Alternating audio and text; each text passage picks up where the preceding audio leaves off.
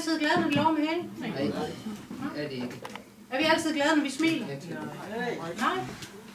Det er vi nemlig ikke. Når halen den er i bevægelse, så er det en eller anden form for ophidselse.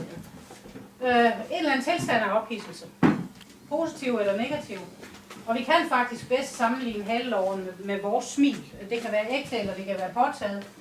Og vi kan faktisk også se forskel. Vores smil stammer i øvrigt fra at vise tænder.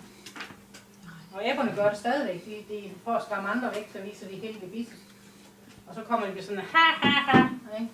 Og faktisk så griner vi allermest det, der er pinligt. Prøv at lægge mærke til det. Det sjoveste er det pinligste. Man kan sagtens smile, selvom man er bange eller nervøs. Og så en anden ting, halen bruges faktisk også til at styre balance med. Og derfor er det lidt synd med grupperingerne. Vi har jo alle de her halestillinger. Vi har været inde på noget af det i formiddags. Og nogle af dem har jo bare raserne, eller raserne har halen siddende dernede, og andre har faktisk halen deroppe eller endnu længere op. Men vi har rigtig mange halestillinger.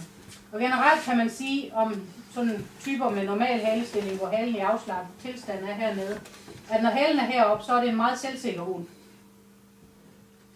Alt efter race. Men jo højere hale, jo mere selvsikker. Lav hale er stort set altid usikkerhed eller angst, medmindre vi snakker mønter og sådan noget, fordi deres halestilling er faktisk nede mellem benene. Så er der også lavet undersøgelser på højre og venstre lårring, og det var faktisk fordi man ville gå ind og undersøge, hvor meget højre og venstre hjernehalvdel styrer ved hundene. Ved os mennesker, der styrer venstre hjernehalvdel af den glade, og den styrer højre side af ansigtet, og det er den, vi har flest smilerynker i, fordi vores smil ryger altid mest over i højre side.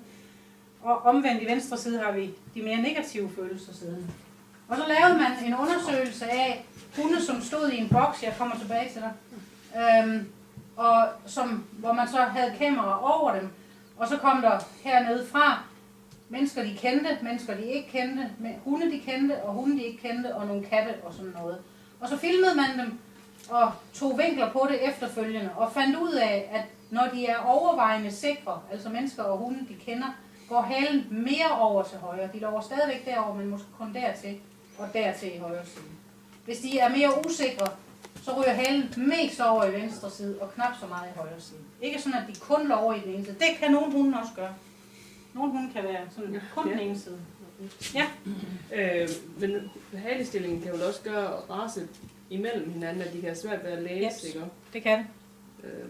Det kan det. Fordi sådan nogle som huskyer, de bærer halen relativt højt. Det gør Golden Retriever faktisk også. Halen er simpelthen fysisk sat højere op på ryggen af dem. Ja. Og det kan andre hunde opfatte som meget provokerende. Nu kender vi også nogle basenjier. Ja. De har jo, den ene af dem, der har i hvert fald halen liggende på ryggen, den har dobbelt krøl. Og den er meget svær at tyde, også fordi de ikke har noget sprog. Det eneste, de kan gøre, det er at jodle, og det er svært for de andre. De er nemlig rigtig svære. Og hunde kan godt læse hinanden på halerne og sådan noget. De kan ovenikøbet se, om de lover højre eller venstre. Tendensen er jo bredere de lover, jo mere sikker er de. Den der meget brede haleviften, det er en mere sikker hund. Hvis de kun lige lover herude, eller endnu værre med halen ned, og så kun lige den der, så er de usikre eller bange, men de lover med halen. De kan også love i cirkel. Det kunne min gamle hund, hun kunne højre lover i cirkel, når hun så nogen, hun var rigtig, rigtig glad for. Det er bare ikke alle hunde, der kan det. Jeg har også lidt film med haler. Det her, det er gensynsglade, selvfølgelig. Lap. Højre. Kan I se den her mest over i højre side? Den er meget tydelig på den der. Ja, det er min menneske. Yeah!